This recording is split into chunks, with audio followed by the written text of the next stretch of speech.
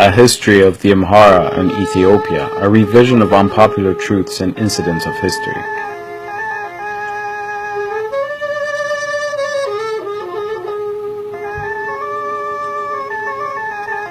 According to Ethiopian history and classics such as The Abyssinians by David Buxton, a Cambridge University researcher who traveled to Ethiopia during World War II, the Amhara are an ancient Ethio-Semitic people who are settled agriculturalists of the Ethiopian plateau, living mainly in the highland regions, but also throughout the nation. On page 27 of the Abyssinians, David Buxton relates that the Amhara, along with the other Abyssinians, are the ones who share the traditions of the Aksum kingdom. The Amhara have inhabited the plateau conventionally for 3,000 years. Amharic, the language of the Amhara, is the official language of Ethiopia. Amharic became the official language of the Old Ethiopian Empire in the 13th century when Yukunno Amlak became emperor in 1270 AD and moved the capital to Tedla in Shoa in today's alleged Amhara and Oromia region, which then was inhabited by the Amhara as stated on the New International Encyclopedia, Volume 7, page 248. Aksum remained the city where the kings were crowned at the time, and Gi'iz remained the language of books and of the church. Amharic is a South Semitic language either descended from Gi'iz or related to Gi'iz, as well as to the Ethio-Semitic languages, Arabic, Hebrew, and Aramaic. But according to Wolf Leslow, the late professor emeritus at UCLA, a scholar of Semitic languages and one of the foremost authorities on the study, and Dr. Girma Demeka, among the most closely related languages to Amharic and Gi'iz is Akkadian, an ancient Near Eastern language which was spoken in Mesopotamia in modern-day Iraq and Syria 5,000 years ago.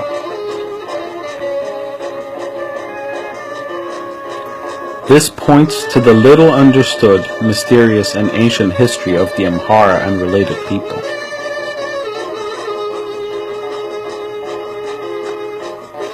The predominant religion of the Amhara is Orthodox Christianity, the state religion of Aksum, but Islam and Judaism are also practiced by the Amhara.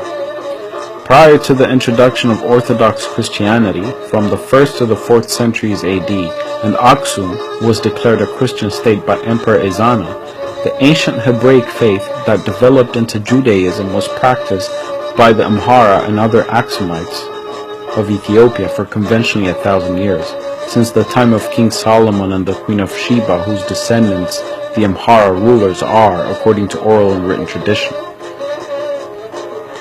An Islamic dynasty that founded its own kingdom based on the claim of descent from the Muslim prophet Muhammad or one of his family members had also thrived in Ifat and Shoa following the disintegration of the Aksum Empire, as Muslims sought refuge in the Christian Empire due to persecution by the Quraysh in Arabia in the 7th century at the birth of Islam.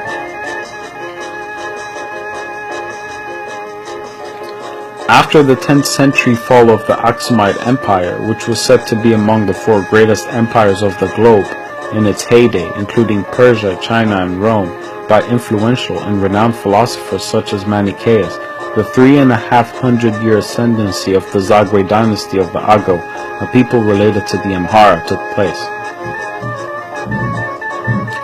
The Ago rulers are known for their particular piety and their remarkable monuments of an underground city entirely hewn out of solid rock. St. George at Lalibela is the most famous example of these remarkable geometric chefs-d'oeuvre for which King and St. Lalibela is credited. At the fall of Aksum, the last surviving rulers of the fallen empire are said to have fled from the northern Aksum city southward to Shoa. The 13th century emperor Yukunno Amlak, who claimed descent from the last ruler of Aksum, was enthroned in the attempt of restoring the previous paternal line of rulers.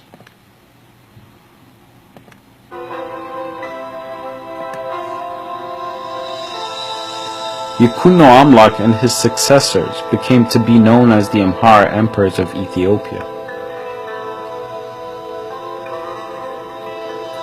Amhara became the geographical and political center of the Orthodox Christian Empire under Yukunno Amlak.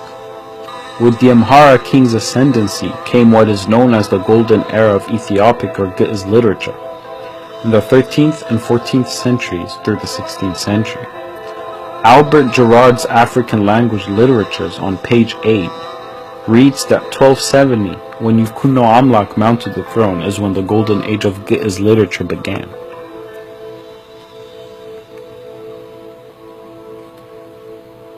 Remarkable and almost surreal constructions, like those of the Zagwe's rock-hewn monuments, also took place during the reign of Yukuno Amlak's successors.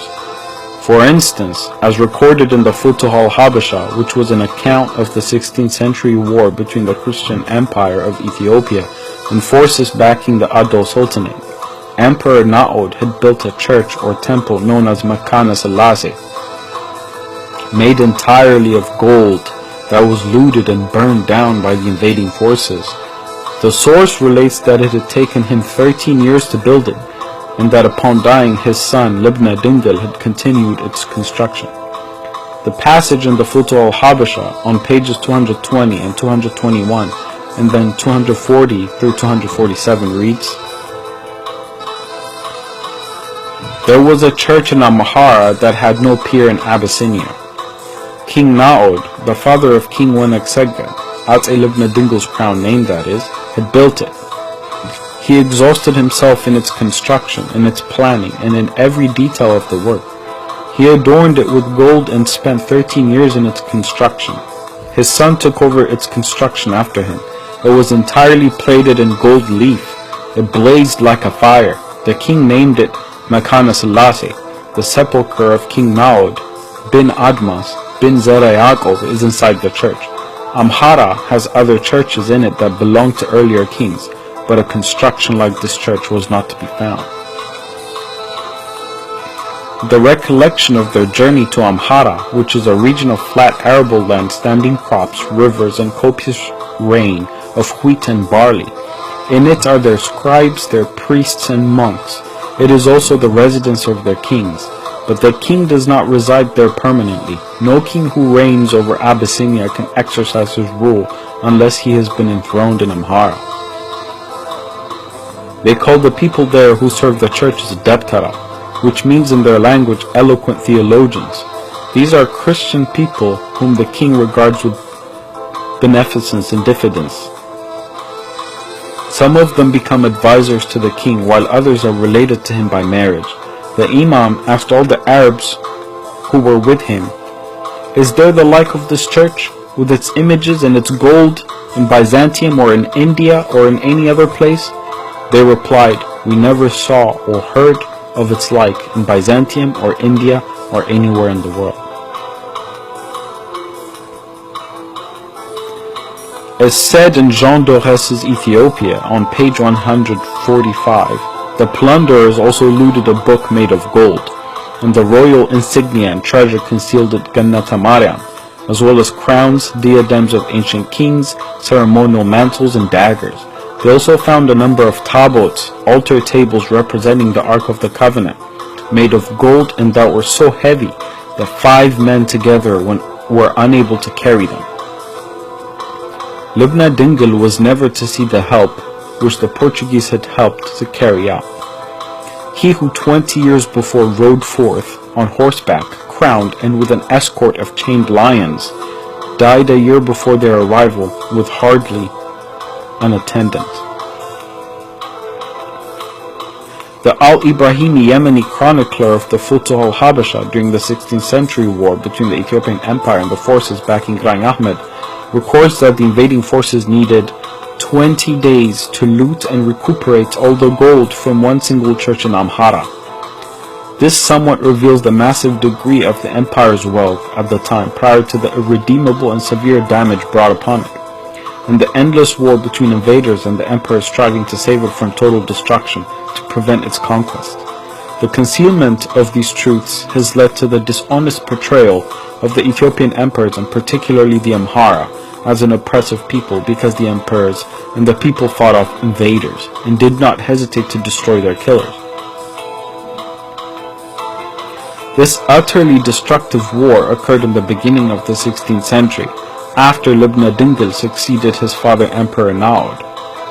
During his reign, the great capital city of Ethiopia was Berara, displayed on Fra Maurel's map and supported by recent archaeological findings. The capital city, Barara, was located near and on the same soil as the modern capital, Addis Ababa, which astonishingly explains Emperor Minilik's ambition to retrieve and recover the land of his ancestors and situate the new capital, Addis Ababa, where the capital of the kingdom was prior to the 16th century Oromo migration. Barara was the capital of Ethiopia between 1435 and 1530. The city was destroyed and occupied by the Oromo, whereas before it was the siege of the Emperor of Ethiopia, where he concentrated wealth and power. Emperor Zeta Yaqub held power at Barara, sending for artisans in India and Venice.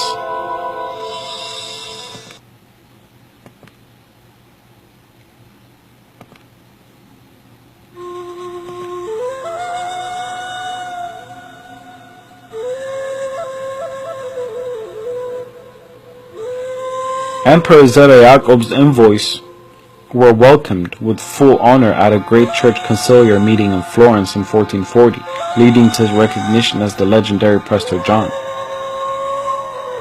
It was during the reign of Libna Dingil that two major and catastrophic events that will happen simultaneously and which will indefinitely change the fate of the Amhara and of the entire nation occur.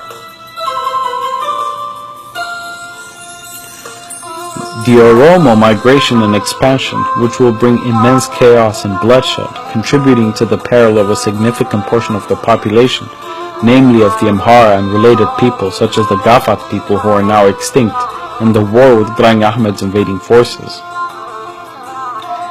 In the Abyssinians on page 57, the Cambridge researcher Buxton, consistently with every credible sources on the matter concerning the history of Ethiopia and the Amhara, states, the bleak Addis Ababan region, along with the even higher and colder district of Mens, further north, belongs to the historic heart of Old Shoa. Many names famous in Ethiopian history since the 13th century are associated with it, and Zeta Yaqub made his headquarters for a time at Debra Brahan. Oromo tribes invaded the plateau in the 16th century, pushing the Amhara into the gorges in the broken country to the east, and it was the main concern of the Shoan princes of the 18th and early 19th centuries to regain control of the plateau. The author adds, the hardy Amhara, who make their living from the windswept plateau from the rather cozier recesses of the gorges, are a proud and highly individualistic people. On page 28, he relates that the deeply entrenched and almost impassable valley of the Abai or Blue Nile, where it forms the southern boundary of Gojam, is one of the more clearly defined ethnic boundaries in Ethiopia. South of the river, the population is solidly Oromo, except to the west where Negroid tribes who have pushed in from the White Nile occupy most of the lower country. The Oromo people were absent from Ethiopian territory in medieval times before the 16th century, though their ancestors must have been multiplying in what is now Somali country, south of the Gulf of Aden.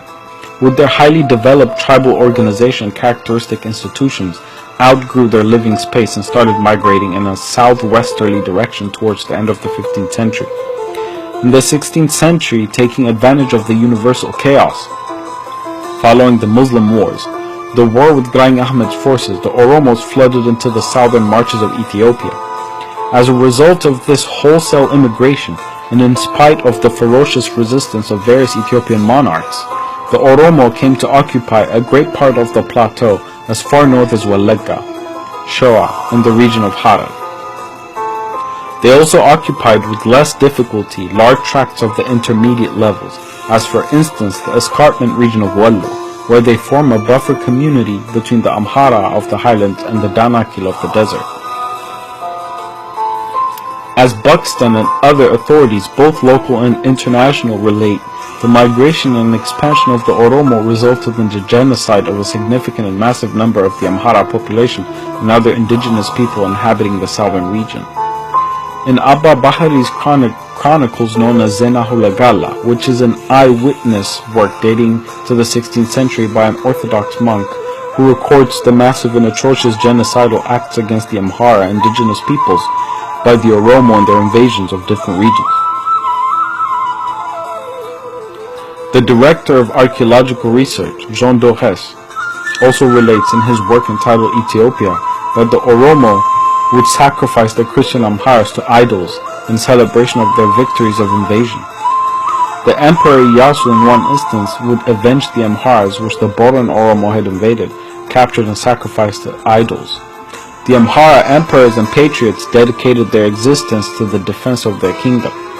The highly organized and ruthless invaders would destroy entire cities, massacre the people, loot every treasury, and labor to murder the emperor to conquer the kingdom. The emperors and patriots having to defend their nation against invaders, both progressing from the southern borders, and Graኝ Ahmed's African and Arab forces would retaliate at equal intensity. Having eventually regained control, the succeeding generations of invaders would ironically become the accusers of the Amhara, pleading to have been subjugated by them. Very few seem to know that the capital city of Gondar was founded as a fortress city by Emperor Fasilides to secure the throne of the Emperor of Ethiopia and protect it from the southern invading Oromo by transferring it to the north to Gondar from Shoa. Fasilides himself was born in Shoa, and his father Susnios, who was captured by the Oromo at 16 and lost his father at their hands while at war with them. The heir of the princes known as Zamena Masafint was 100 years of the nation drowned in utter instability as a result of the constant wars with the expanding Oromos. It is indeed ironic that Amhara patriots are ever painted as subjugators, whereas it is they who have been pushed on their own land and their people who underwent an undiscussed genocide. At last, I will leave you with a quote by Emperor Libna Dingle. Upon knowing that he had lost every province to the invading enemies, and news had reached him of the death of Ras Wasan Seged, his most important and trusted general, as written in the Futuh al-Habasha. Libna Dingle said, "We shall go to the kingdom of our forefathers, the kings of Amhara. We shall die by the gates of Amhara while defending her."